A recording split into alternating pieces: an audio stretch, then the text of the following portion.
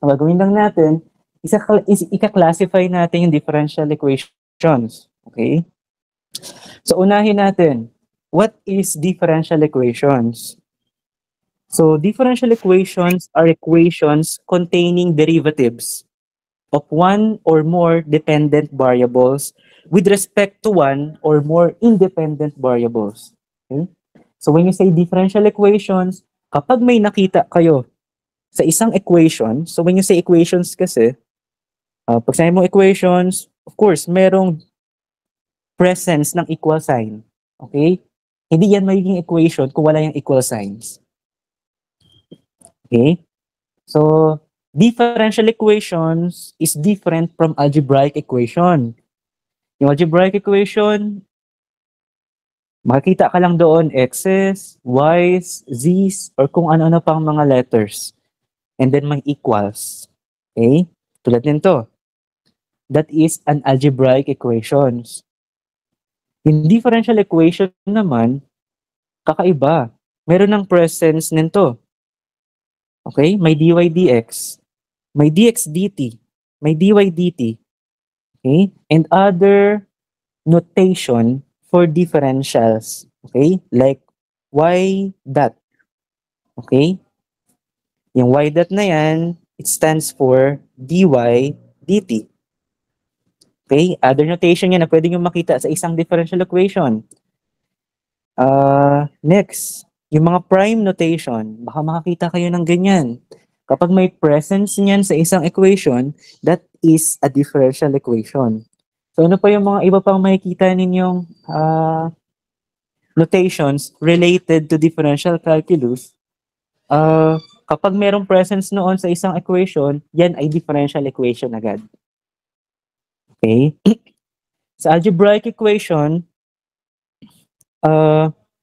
ang goal mo is to find the values of the unknowns, of the x's or of the y's.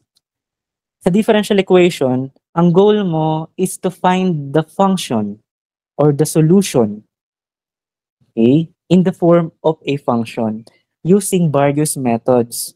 Okay? Also, ano nga ba ang pinagkaiba ng algebraic equation at saka differential equation? Ang algebraic equation kasi, it is much more on static. Okay, yung equation na yan, hindi yan nagbabago over time. Okay, or over an independent variable. Hindi. Walang change. Okay? Statics. Ang differential equation, iba. Okay? We are modeling a phenomenon kasi sa in our natural world, lahat ng mga cases dito ay nagsasubject sa change.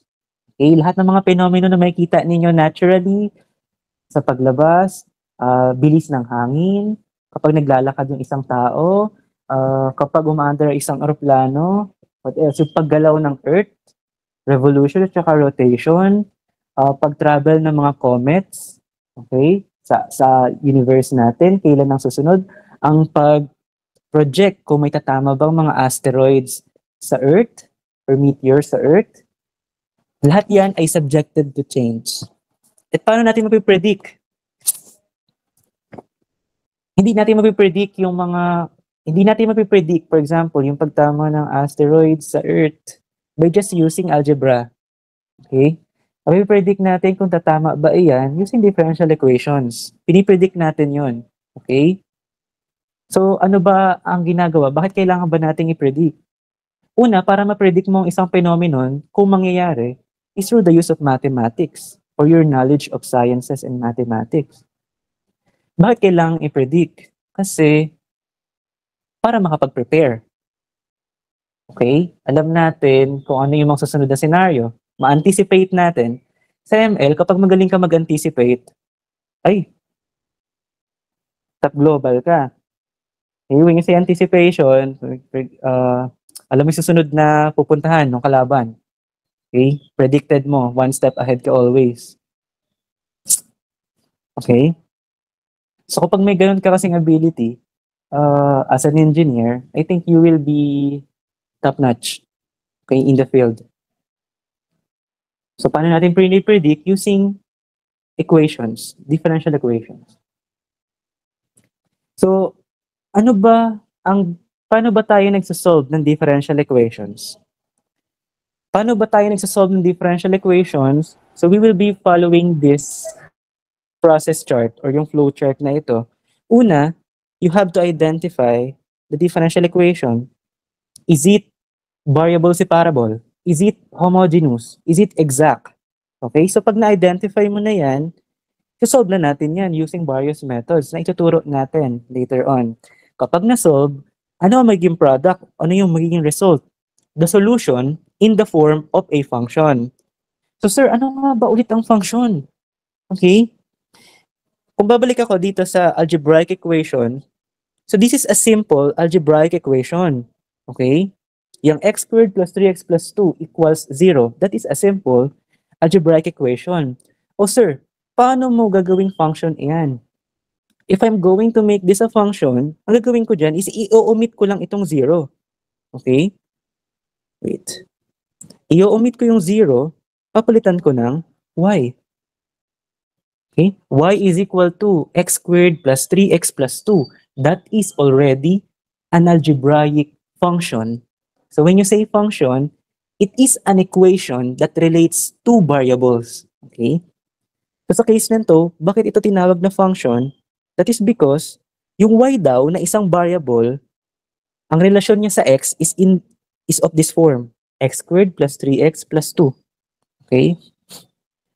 So nagkakaroon ng two variables. May y at saka may x sa isang equation.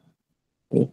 Or the dependent variable is equate to the independent variable. Parang ganyan. So this is already an algebraic function. At yan yung goal nating makuha. Makakuha tayo ng y is equal to or f of x is equal to a certain terms. Yan yung ating goal in finding the solution to a differential equation. So for example, so I have here a typical differential equation. So dy dx is equal to negative x over y. So i-identify mo muna yan. Ano bang method ang tatalab dyan? So na-figure out mo that it is a separable equations method. So upon using that method, maka-come up mo that the function or the solution is this. X squared plus y squared equals c. Okay? That is the solution. Familiar ba kayo sa equation na yan? X squared plus y squared equals c?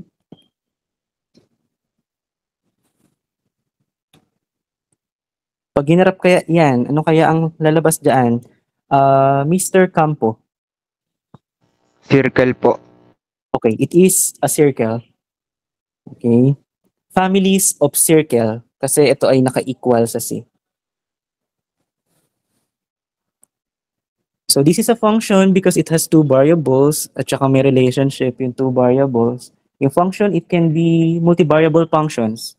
Okay, pwedeng x, y, and z. Okay. So I think that is the process in solving a differential equation. I-recall nyo na lang din yan. Ang pinakamahalaga na dapat din nating matakal ngayon is ano ba yung mga parts ng isang differential equation? Ano ang mga bumubuo sa isang differential equation? So tatlo lang yon. There could be an independent variable or there should always be an independent variable. There should always be a dependent variable. Dapat meron laging dalawa na yan. Yung parameter na to, this is conditional. Okay? Hindi yan laging meron. So tatlo lang ang bumubuo sa isang differential equation. May independent variable, may dependent variable, at saka merong parameter. Start tayo. What is independent variable? So when you say independent variable, when you say independent, it is not dependent. Okay? Siya ang basis. Siya ang standard. That is independent. So that is the input of the function. Okay? Sometimes, sa differential equation, it is often denoted by x and t. Okay? In physical world, ang ating independent variable, it's always the time. Okay? Time sa physical world, that is always the independent variable. Lahat ng mga variables, binabase natin on how it changes over time. Okay? Gaano ka kabilis tumatanda? Okay? Kapag lagi kang nabibilad sa araw, ah gaano kabilis nag-dissipate ang isang smoke sa isang room given na ganito ang kanyang dissipation equation, parang ganyan. And also, the derivative is always taken with respect to this variable. So, ito yung pinakamahalaga, yung note na ito. In the notation, dy dx, it is the variable in the denominator alongside the d. So, para ma-identify mo kung ano yung independent variable, tingnan mo lang agad kung merong presence ng dy dx. Okay? Tapos tingnan mo yung denominator. Ang denominator is the variable alongside d. So sa case na to, the independent variable in this notation, it is the x. Okay? And this is, so the IV is x. Tingnan. Pero hindi yan laging dy dx ha. Pwedeng dy dt. Pag dy dt, ang independent variable mo, o tingin ka lang ulit sa denominator. Ang independent variable dyan, it's always the variable alongside d. So it's t in this case. Ano naman yung dependent variable? So the dependent variable, it is the output of the function. So when you say output of the function, for example, I have here y is equal to x squared plus 2x plus 3. Ang input mo dyan, or yung independent mo, it's always the x's. Okay? Ito yung IV mo. Yung output mo, ito yung output mo, yung y. Okay? The dependent variable. So, kailangan mo muna mag-input ng values ng x para makapag-output ka ng value of y. Okay? So, that is dependent variable. When you say dependent variable, its value depends on the value substituted on the independent variables. Okay? So, sa case ng example ko, it's the x's. So, sometimes it is denoted by y, by u, or f of x. Okay? Dependent variable yan. Ang f of x, yan ay equivalent din sa y. Okay? Function of x. Okay. So, sa notation na dy dx, it is the variable in the numerator alongside d. Numerator naman. So, kung ano yung katabi na variable ng d sa notation na dy dx, yun yung dependent variable. So, sa case na to, the dependent variable, it's d. Okay? It's d. It's y. Okay? Dali lang ma-identify, ano? Sana laging ganyan. Parameter. So when you say parameter, it is the constant in the equation. So when you say constant, ito yung mga constant of integration, yung mga letters. Okay? That can take on different fixed values in different scenarios but does not change with the independent variable during calculation. Okay? So in the notation dy dx, it is the constant letter, sometimes a Greek letter in a differential equation, which cannot be seen in a differential notation. Okay? So, sa case ng dy dx, for example, nakakita ka sa isang differential equation ng dy dx. Tapos may nakita ka pang isang letter, for example, omega. Itong omega na to, wala kang makita na presence niya doon sa differential operator natin na dy dx. Wala namang d omega over dx. Okay? Ang meron lang doon sa differential equation natin is dy dx. So kung may makita kang letter na wala doon sa ating derivatives, then that is a parameter. Okay? So we will be identifying that. Oh.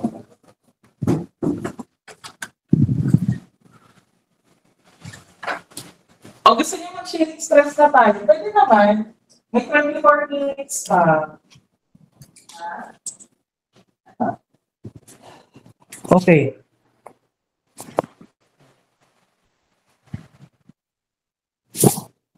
So, ayan. Sorry, pumasok na ako ng pahol. Audible pa rin ba ako? Paki-confirm. Yes po. Yes po, sir. Okay, sige. Pakinggan niyo lang muna ako kasi mahalaga itong lecture natin na ito. Introductory kasi ito eh. Next, types of differential equations. So meron lang tayong dalawang parts. Meron lang tayong dalawang types. Una dyan yung ordinary differential equations. In short, ODE. Sumunod, the partial differential equation or yung PDE. Okay? So when you say types, dalawa lang yan. It can either be ODE or PDE. O sir, paano ba natin i-identify ang ordinary sa partial? O ito yan. Ordinary differential equation or ODE. If a differential equation contains only ordinary derivatives of one or more functions with respect to a single independent variable, then that is an ODE. Okay. So another note, para malaman mo kung ODE siya, is it only has the presence of this notation. Okay? dy dx, dy dt. Pero magiging partial differential equation siya kapag nagkaroon na ng maarteng d. Okay? Yan. Kapag meron ng presence niyan, matik na yan. I-consider mo na siya as partial differential equation. Okay? Also,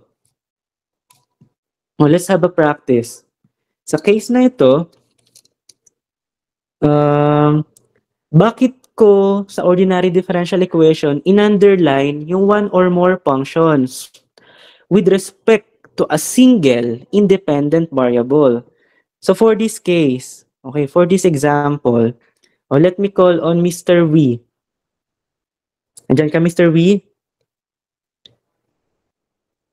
Sir, ano po ulit yung question? Okay. So, what is the independent variable sa differential equation na yan? Yung naka-box po. Yes. Yung x po. Yes, Y. it's the Y. x. Tapos yung y? Dependent. Independent variable, and then the dependent variable is the y. Okay? So, paano siya naging ordinary differential equation? Dahil lang independent variable ay nag-iisa lang. Okay? If the independent variable ay single siya, or nag-iisa lang siya doon sa differential equation, then that is an ordinary differential equation. That is the basis. Sa case nito, higher order ito, second order.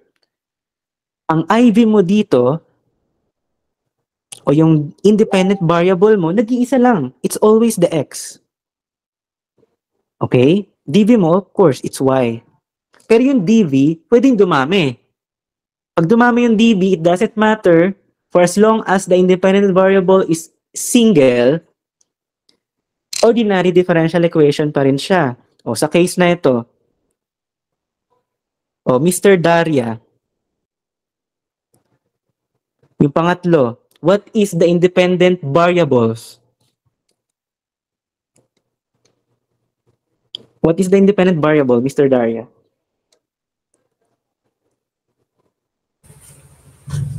X pa rin po ba, sir? Ito? Apo. Sa pangatlo? Ano ang independent variable? X? Apo. So, babalikan natin. Sabi rito, ang independent variable, it is the variable. So, ang goal mo kasi, parang ang gagawin mo is, hanapin mo muna yung presence ng derivatives. Okay? So, meron ako nakikita ng dalawang derivative dito. Ayun. Sabi, para ma-identify mo what is the independent variable, you look at the denominator. Okay? So meron akong isang denominator na nakikita dito, common sila. Now, what is the independent variable? Mr. Darya? T po, sir. Correct, it's t. So the independent variable for this case is t. What are the dependent variables? Mr. Campo. Yung ano po, yung X and Y po. Correct, it's x and y. Ang basis is the numerator of the derivative. So that is the dependent variable and independent variables. So sa case na to, bakit pa rin tinawag, sir, yung pangatlo na ordinary differential equation? Ordinary siya dahil ang independent variable natin ay nag-iisa lang. It's t. Kahit dumami pa yung dv natin, dagdagan ko pa ito ng, for example, dagdagan ko pa siya ng dw over dt, it's still an ordinary differential equation. Okay? Dahil ang independent variable natin is always t. At nag-iisa lang siya. Next, partial differential equation.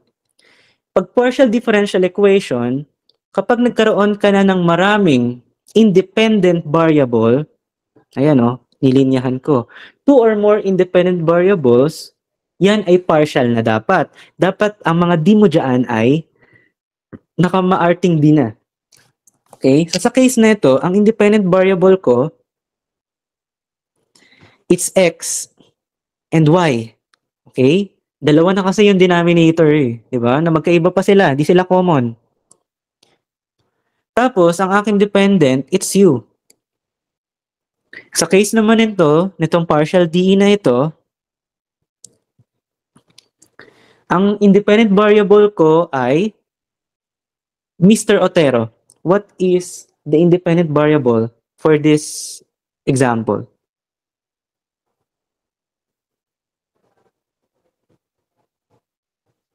X and Y po. Y? X and Y po. Walang Y dito sa sa pangalawa, dito. Ay, pangalawa sir. Mm. X and T po. Correct. It's X and T. Okay, lahat ng denominator. Ano naman ang dependent variable, Mr. Otero? U po. Correct. It's U.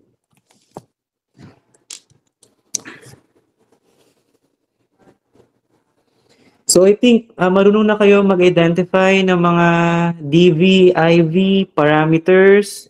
So let's have an exercises. O, exercise 1, ang gagawin mo lang rito, we have to identify IB, the DV, the parameter, and the type.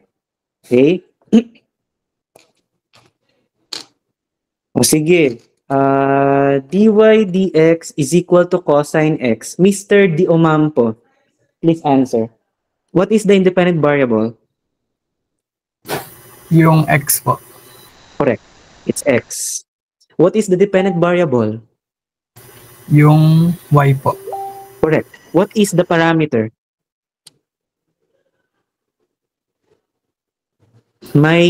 Sir, may parameter. Meron ba parameter? Wala po ata po. Wala po ata. Or wala. Wala, no? Wala po. Wala. Walang parameter dito dahil wala naman tayo nakikitang mga letters along na related yung dy dx. Okay? Kung may nakita kayong W dyan, parameter na yun. Kasi yung W, hindi ko makita sa differential notation. Okay? Now, what is the type? Is this an ODE or a PDE? ODE po. Correct. This is an ODE. Israel, number 2. What is the independent variable? X po. Correct, it's x. What about the dependent variable? Ako pa rin po, sir. Yes, yes. Y po. Correct, it's y. Ano naman ang parameter? K? Correct, Okay. it's K. Wait, K or K squared? K. K lang po. Okay, correct. It's K lang, ha? It doesn't matter kung ano ang powers ng parameter. Ang mahalaga sa atin is the letter. Okay, kung K squared siya, ang parameter natin, it is still K, hindi K squared. Oh, what about the type? What is the type? ODE po. Correct. It's ordinary differential equation. Nice. Oh, si Jaira. Number 3. Nandiyan ba si Miss Jaira? Yes, sir. Okay. What is the independent variable? T, sir. Correct. It's T. What is the dependent variable? I po, sir. Correct. It's I. What are the parameters? L, L, R, R, I. I? Yung I natin depend... anong I? Ito pong nasa dulo. Hindi, kasi yung I natin is dependent variable na already. Mm. Baka... Sige, ano pa? Parameters. May nakikita ka pa bang mga letters dyan na wala sa differential notation natin? Wala na, sir. Meron pa sa right side of the equation. Ay, W, sir. W. Ano pa? E. Correct. It's E. Ayun. So those are the 4 parameters. Yung L, yung R, yung C pa pala. May C pa. May C. At saka may E, tapos may W. Ayan, yung W. Those are parameters. Dahil yung mga letters na yan ay hindi natin matatagpuan doon sa ating differential notation. Dahil ang differential notation natin, meron lang 2 letter. It's the T and the I. T is the independent variable. Dependent variable is the I. Lahat ng letters na hindi independent, na hindi dependent, lahat yon ay parameters na. Okay? What is the type naman? Miss Jera? ODE po. Correct, it's OD.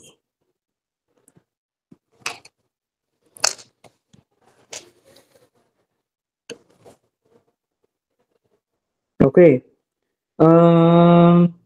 Si... Ano pa ba? Mr. Eason.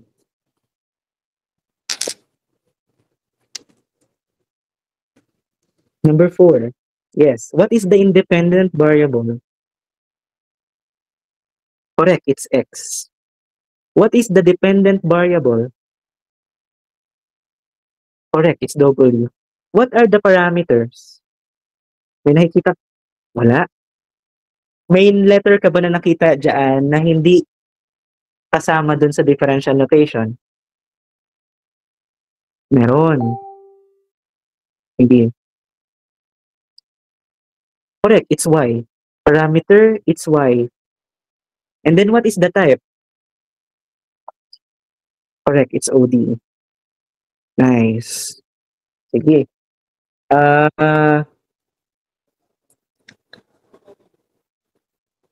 Si Bakani, Mr. Bakani. Yes, sir. What is the independent variable for this differential equation? The X and Y po, sir. Correct, it's X and Y. Ano naman ang dependent variable? I'm saying po F po, sir. Correct, it's F. What is the parameter? The parameter po, sir, is N. Correct, it's N. Ano naman ang type? Yung opposite ng PDE. Wait. Ayun, PDE, partial differential equation. Correct. Okay po, sir. Si Miss Novo. Yes po, sir. Okay. So let us identify the IV, DB parameter and type of the last differential equation. So mahalaga itong differential equation na ito. This is the Schrodinger's equation. Okay? So, maririnig niyo yung equation na yan sa quantum mechanics. So, kung may someone na interested sa mga ganong topics, you may look onto this formula or this differential equation. Okay, so let us identify what is the independent variable for this Schrodinger's equation. Ano po, sir? T, E, X, X, and Y. correct. Oh, what is the dependent variable? U and Y po. Correct, U and Y. Ay, tama, U and Y. Next Tapos- parameter, H po. H, correct. Sorry mali ako dito ng type. This should be U. This is U. Kaya dapat isa lang ang ating dependent variable. This is U. Okay po. Sorry. Next, ano naman ang type? Partial po. Correct. This is partial differential equation. Nice. At least, alam nyo na yung first part. 1% of differential equation. Marunong na kayo mag-identify ng independent, dependent, at saka parameters. So, may question ba kayo? Mr. Sodela, may question ka ba? Wala naman po. Wala. Okay. So, I think totally na-understand yun na yan. So, kung medyo nahihirapan, reviewin yun. Okay? I think mahahabol nyo rin naman yan. Madali lang naman mag-identify. Next. Ito pinakamahalaga. Order of differential equation. The order of a differential equation, it may either be an ODE or a PDE. It is the order of the highest derivative in the equation. Okay? So, kung ano yung highest derivative, yun yung order niya. Okay? Ito, sa case na ito. I have here 2 partial of u to the fourth prime. Okay? The fourth derivative of u with respect to partial x plus the second derivative of u with respect to time equals 0. So, what is the order of this differential equation? Ang una mong titingnan, lahat ng mga differential notation. Okay? May nakita ako, dalawa. Ito, at saka ito. Yung isa, naka-fourth derivative. Yung isa naman, naka-second derivative. Sabi dito, in order for you to identify the order of the differential equation, you look at the highest derivative. Okay? So, ang highest derivative between this fourth derivative and the second derivative, it's this. Okay? Kasi fourth derivative yan eh. Okay? Therefore, this is fourth order. Okay? This is fourth order differential equation. Okay? Next.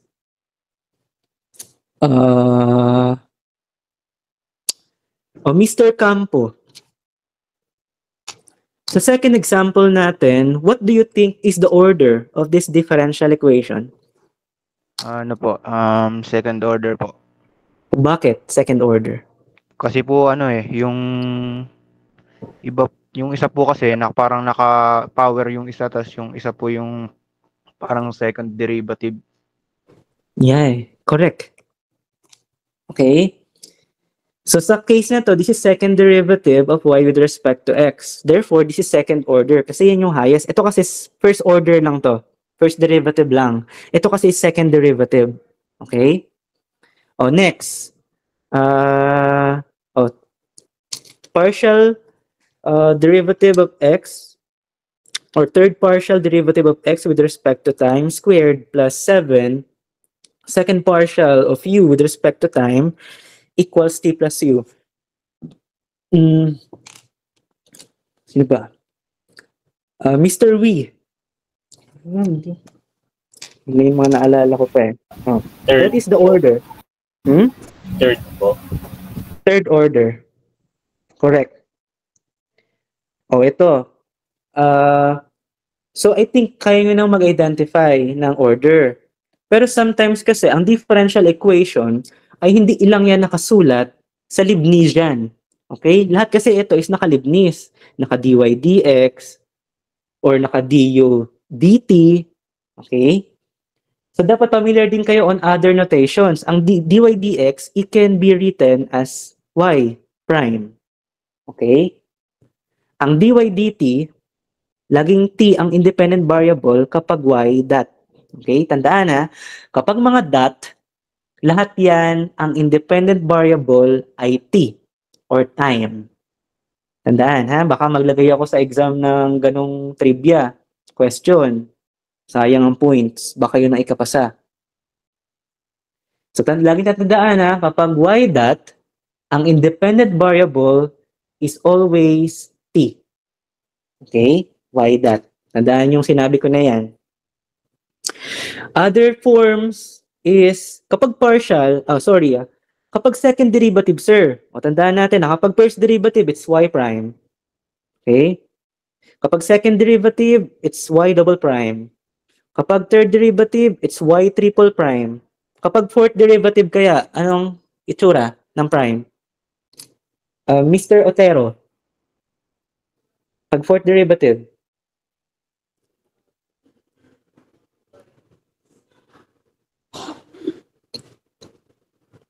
Sa prime notation.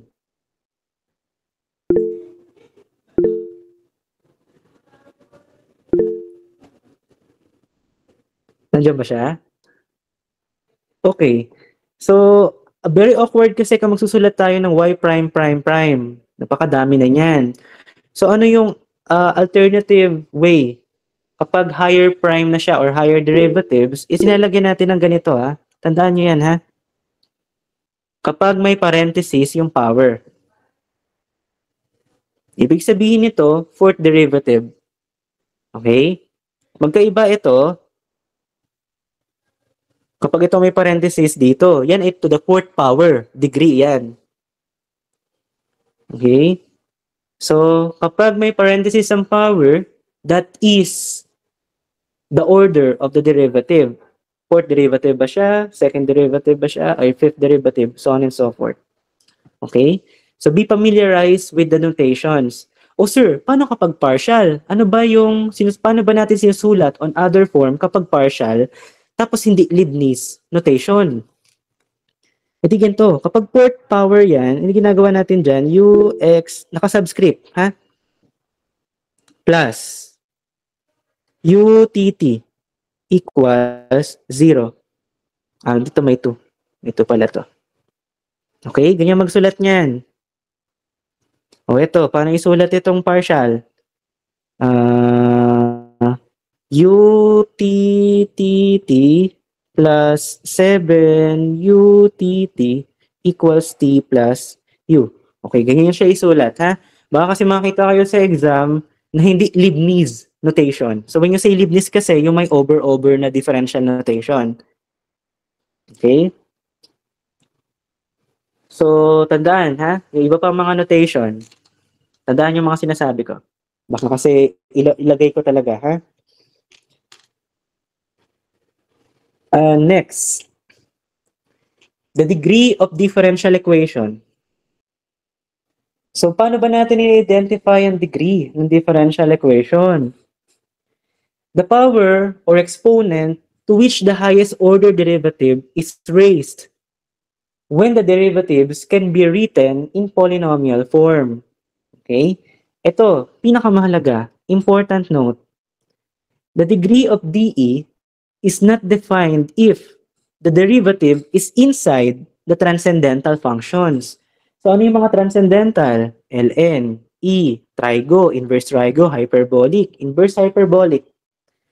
Kapag ang derivative, yung dy dx or yung y prime or yung y dot, naka-under. Sa mga sine, sa ln, lahat ng iyan ay undefined. Unless otherwise, you can fine-tune it. Okay? Next, the derivative is raised to a negative integer or fractional exponents. Kapag ang highest derivative o yung mga derivatives ay naka-raise sa negative integer or fractional exponents, yan ay undefined din na degree ng DE. Okay? So, yan yung important note. O para malaman natin yan, let's have an exercise. Pero let me reiterate again. Let me emphasize na paano maghanap ng degree ng differential equation, ang una mong gagawin is you look for the highest derivative. Tapos, pag nahanap mo ang highest derivative, tignan mo kung saan ang power niya, kung ano ang power niya, kung ano ang, saan siya naka-raised. Kung saan siya naka-raised, yun ang kanyang degree. Okay? Oh, example. Ako muna dito. Example 1. What is the order of this differential equation? The order of this differential equation, I have to look for the highest derivative. Nakakita ako dito dalawang derivative. Ito at saka ito. So, among those two, the highest order derivative, it's the second derivative. Ayan, ito. Therefore, the order is second or order 2. Now, what is the degree of this differential equation? Since na-identify ko na yung order, wala na akong pakialam sa iba pang mga derivatives. Titingnan ko na lang is kung saan siya naka-raised. If this is the highest order of the derivatives here in this differential equation, then I have to look for the power which it is raised to. So that is 2. Okay, so yung highest order derivative ko naka-raise sa 2. Therefore, the degree is 2. Okay, number 2. Sino ba? Jemima. Sa number 2 po, sir, first order po, tapos first degree din po. How come? Na first order tsaka first degree? Ano po kasi, sir, yung dy over dx po. Pero kasi, kung pagbabasihan natin yung provision na sinabi ko, yung itong important note na to, derivative is inside the transcendental function, then that degree is not defined. Okay? So, yung dy dx dito, alam ko na first order siya. Tama yon, order 1. Kasi, the derivative is first order, first derivative lang. Pero, yung degree niya, it seems that, sabi kasi rito sa important note, the derivative must not be inside the transcendental function. Therefore, the degree is what?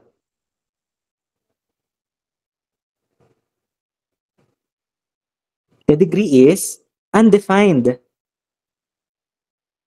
Okay? Mr. Daria, tama ba yan?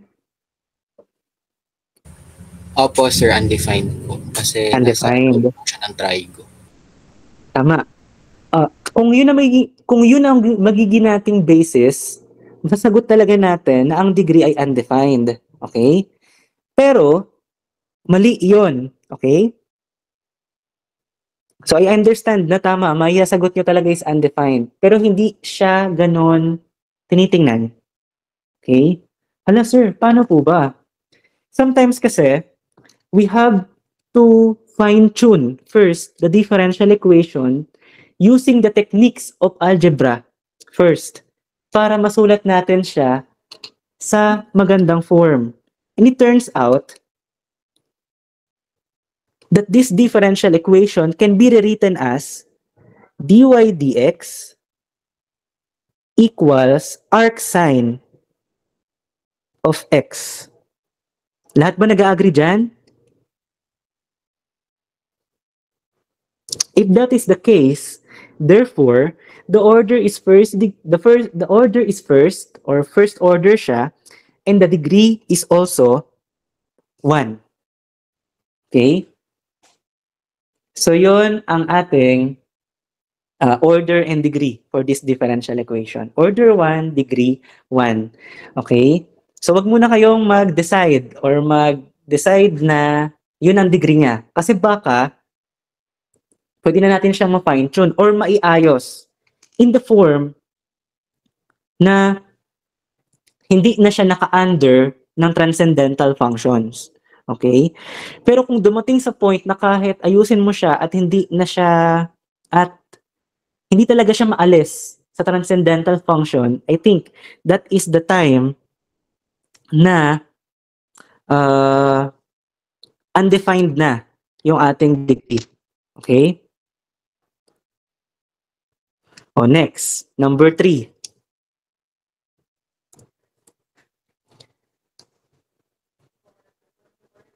Mr.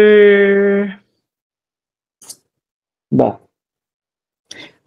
O, take this as an example. Medyo mahirap kasi itong number 3. Ay, hindi.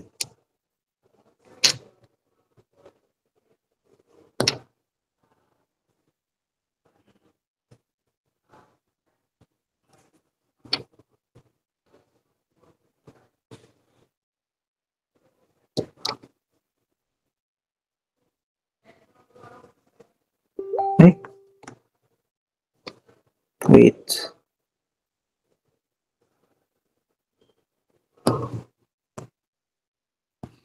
O, sige. Number 3, number 4, number 5, number 6, and number 7. Okay. I want you to answer this for 10 minutes. Tapos magtatawag ako ng mga pangalan. And then, ayun. Let's have a break for 10 minutes muna. But before that, sasagutan ko muna yung number 7. Number 7 na lang. Ay, hindi. Yung number 3 na lang. Okay? So it appears that the order of this differential equation is 2. Okay? Pero naka-under siya ng transcendental function law. Mayroon pa ba akong magagawa para siya ay maiayos or matanggal sa transcendental function? Baka meron. Okay? So let us try. So this is for number 3. So mangyari dito, this is ln of the second derivative of y with respect to x, second derivative, equals x minus dy dx. Okay, let us treat this as a simple algebraic equation. Para matanggal mo yung ln, ang gagawin mo dyan is you have to raise or i-based in natin yung lahat. Okay? So magiging base. Okay? Kumbaga naging power na. Pag naging power yan, e raised to ln of, so this will become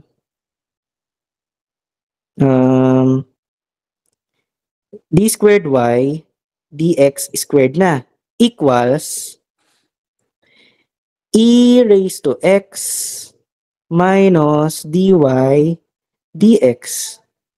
Okay? So alam ko that the order is 2. However, if I'm going to rewrite this further, para mas ma-identify ko siya, this will become d squared y over dx squared equals e raised to x times e raised to negative dy dx. Okay? And it appears that merong elements dito ng derivative na naka-power siya. Okay? Which is very unusual. So therefore, I have concluded that the degree of this differential equation is undefined. Dahil yan sa presence nito. Okay?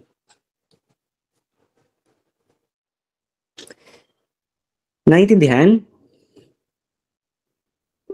So kung naintindihan, sa number 4, ganun din ang gagawin ninyo. Okay? Naka-raise sa negative integer. Ayun, naka-raise sa negative 1. In degree of this differential equation, number 4. Sino nga yung tinawag ko? Sir, hello po. Audible ako, sir. Sige. Sino nga ulit yan? Sorry? Morales, sir. Morales. Oh, Morales. Sir, yung order po is second order since sa derivative po, na siya po yung highest order na derivative na meron doon sa equation. So sir, sa degree, patulong kay best friend sir para intindihan kung paano matitake yung degree. Well, sa ano daw po, in rules daw po sa polynomial and derivatives, before daw po masabi natin yung degree ng isang equation, dapat daw po is walang roots, walang fractional powers, and wala pong derivative in denominator. In case po sa akin, meron pong derivative in my denominator, which is the -1 nga po na exponent. Well, to get rid of that po, kailangan ko pong itaas yung -1 exponent, which is magiging 1 over second derivative of y over with respect to x.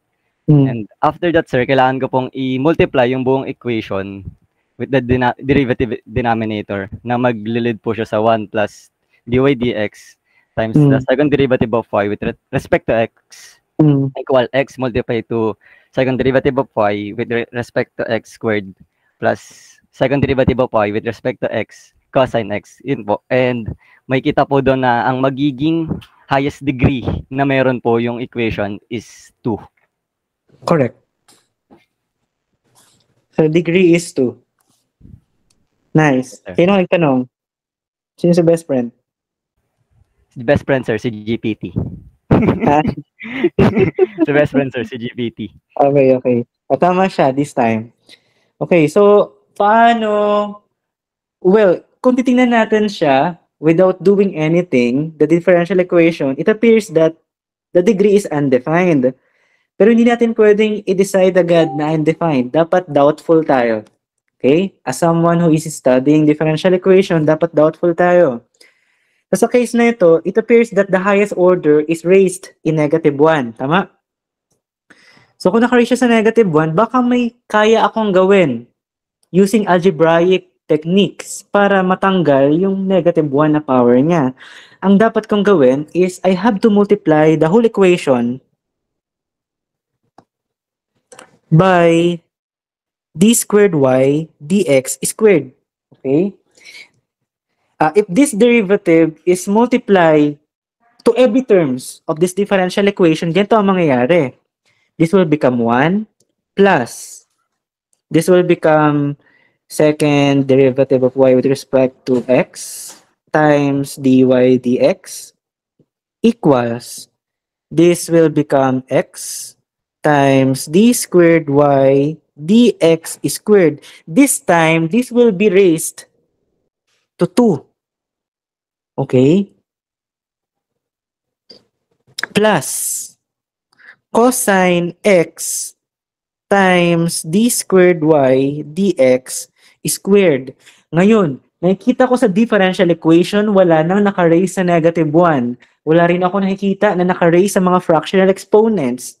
It's just a simple differential equation already. Okay? Ngayon, pwede na ako mag-decide ng degree. And it appears that the highest order is ito. At saka ito. Okay?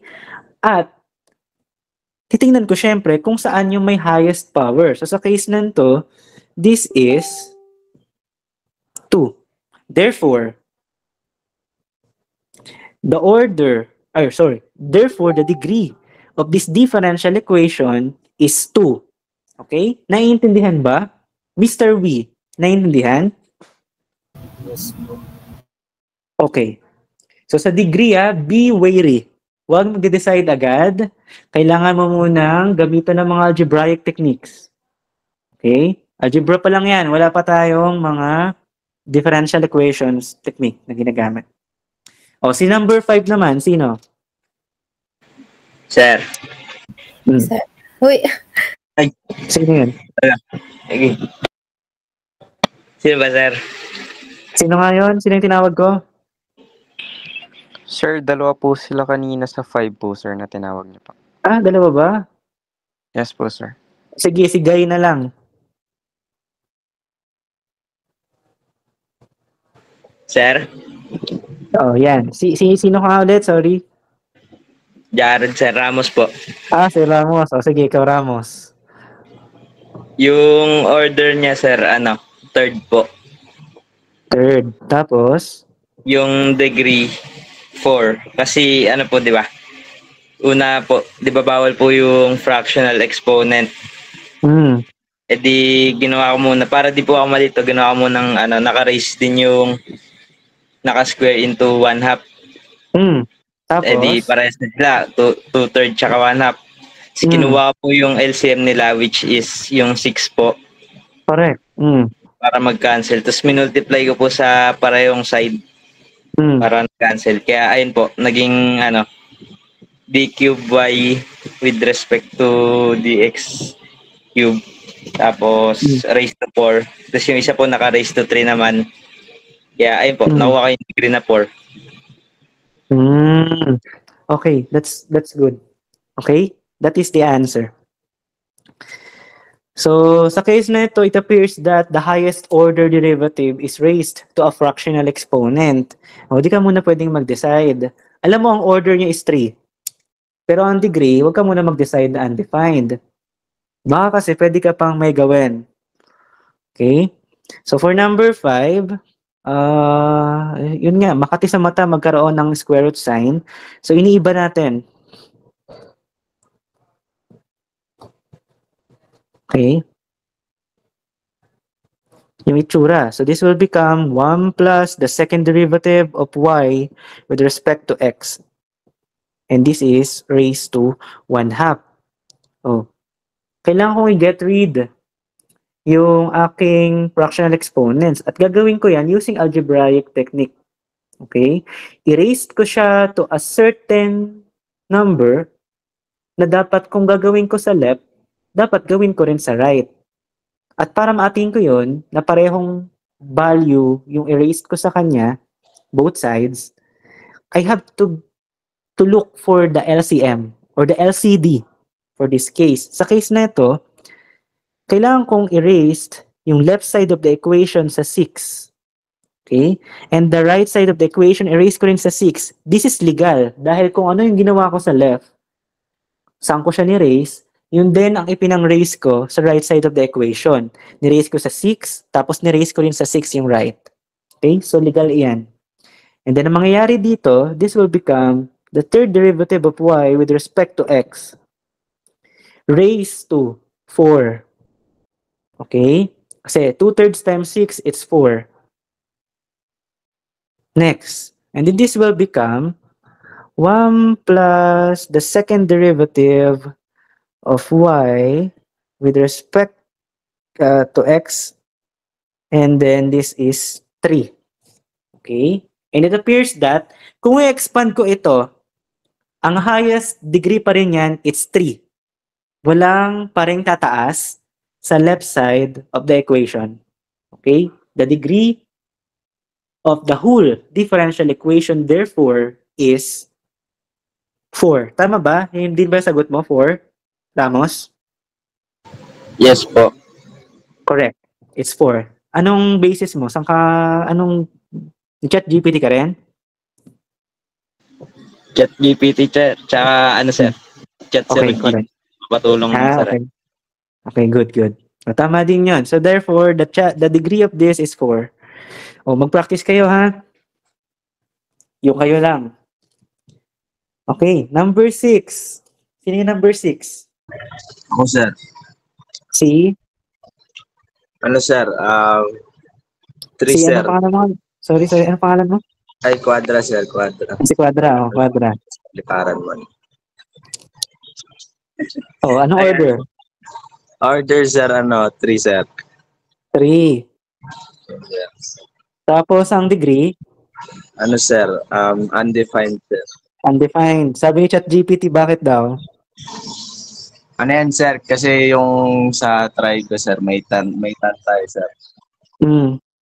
Pero pwede nating gawin yan sa, sir, malinis na paraan. Yung ginawa niyo po kanina, nilipat po, tapos ginawa pong magiging arctan po.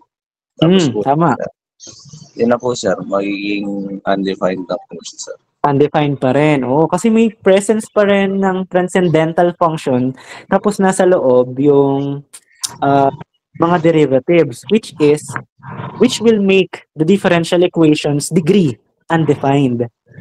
Okay? Yes, sir. So, ang mangyayari kasi dito, susulat ko na, For number 6, ang mangyayari dyan, this will become, for number 6, ang mangyayari dyan, this will become d cube y dx cube equals, pag inarctan ko ha, and then this will become arctangent of x squared minus d squared y over dx squared. Though, alam ko ang highest order niya is 3, but still the degree is undefined dahil there is a presence of transcendental function tapos nasa loob niya yung mga differential notation natin such as this one.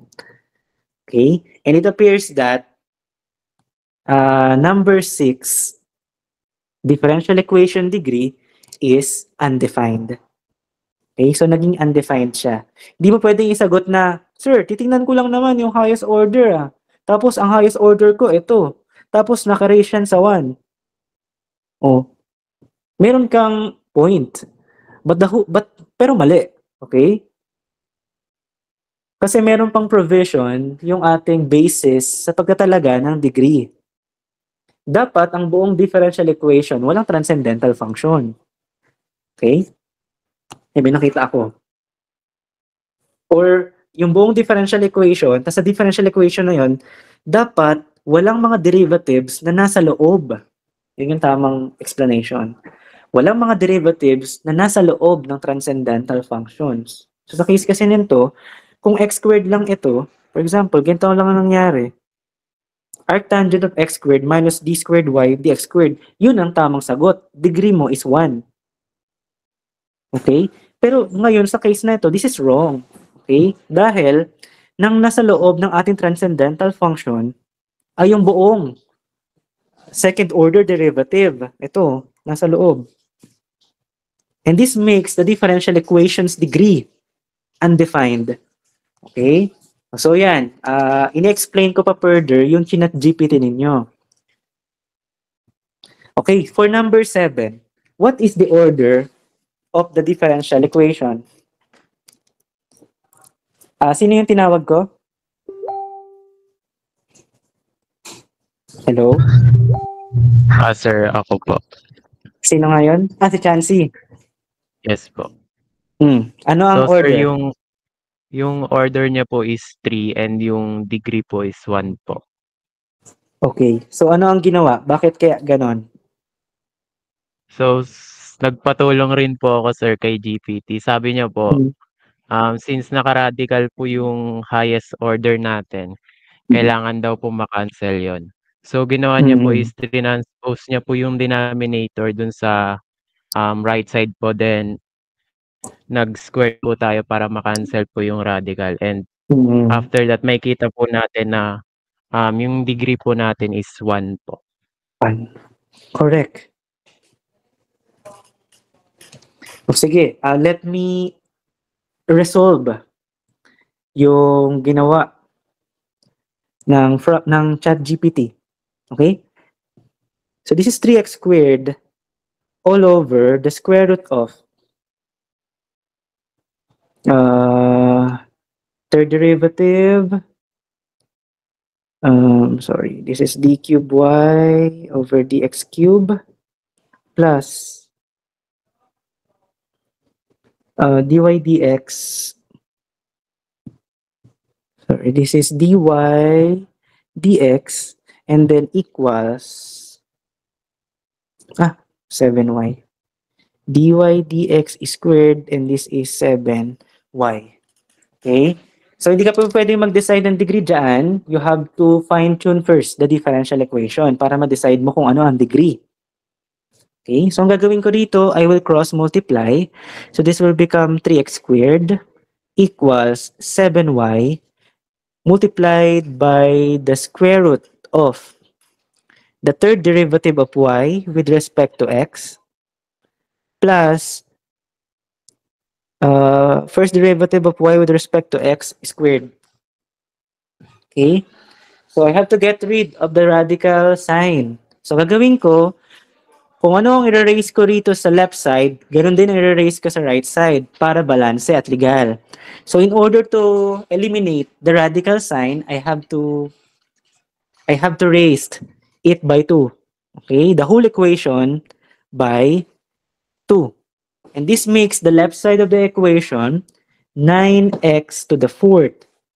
And then the right side of the equation, this will become 49y squared multiplied by the third derivative of y with respect to x plus the first derivative of y with respect to x is squared. Okay? And it appears that wala na akong makitang mga radical signs dyan. Parang normal na siyang DE. Wala na rin ako mga transcendental functions nakikita. Okay? Wala na rin mga negative exponents. So, pwede na ako mag-decide ng degree. The highest order is 3. And the degree of this differential equation is therefore 1. Okay? So, tama yung sagot ng inyong resource. Okay? Naintindihan ba? Mr. Daria? Yes po, sir. Habang dinidiscuss niyo po, sinosolve ko rin. Nakakasunod naman po. Okay, good. O sige, makakita kayo ng mga ganyan ha sa ating mga exams. Okay, paghandaan yung maigi iyon. Dapat prelim pa lang ay ace nyo na ang exam para hindi na kayo maghabol at the end of the semester. Hindi kayo kaba-kaba. Kasi para kabahan na lang kayo sa term 1. Yung DE, naipasa nyo na. Okay? So, yun. Harvey, may question ka ba? Wala naman po, sir. Okay. Sige, sana nasusundanin yung lahat. Okay. Let us proceed to the last part of our topic, forms of differential equation. So, i-summarize ko lang ha, yung parts ng differential equation, tinakil natin, meron tayong 3 parts, may independent variable, may dependent, at saka may parameter. I think marunong na kayo mag-identify. Next is the types of differential equation. Meron tayong ODE at saka PDE. Alam niyo na rin kung paano mag-identify. At ang last topic natin is the forms of differential equation. So meron tayong 2 form ng differential equation. Una is the differential form at yung pangalawa is the standard form or normal form. So I have to discuss this kasi kailangan kong minsan kasi sinasabi ko sa problem na dapat ang forma, yung form ng ating differential equation is of this form. So pag sinabi kong differential form, dapat alam mo kung ano ang differential form. Okay? Tapos ano naman ang standard form ng DE? Okay. So start muna tayo. What is the standard form of ODE? O ito ang standard form. Naka-isolate yung y prime or yung dy dx sa left side of the equation. Wala siyang kasama. Okay? O, tunyari, tinanong ko dito.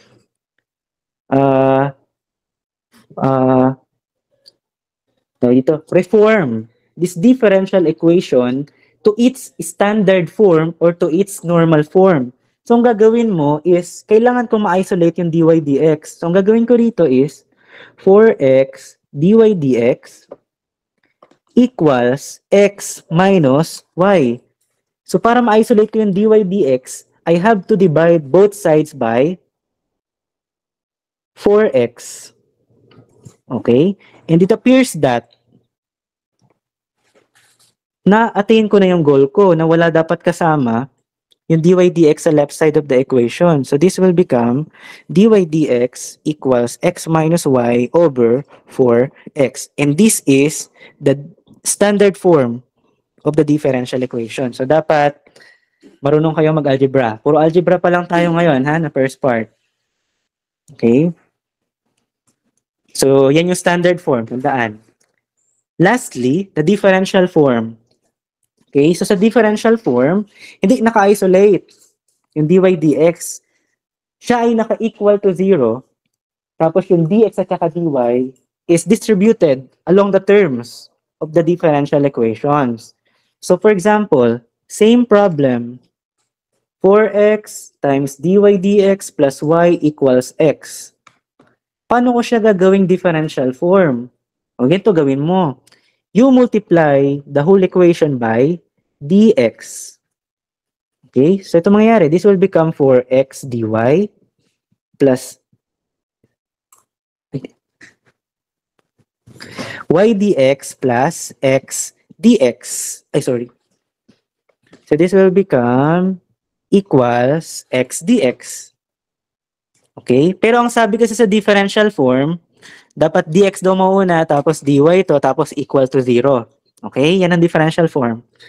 So, gagawin ko is ganito. I-reform ko lang siya na sa legal na paraan. So, this will become y minus x quantity dx plus 4x dy equals 0.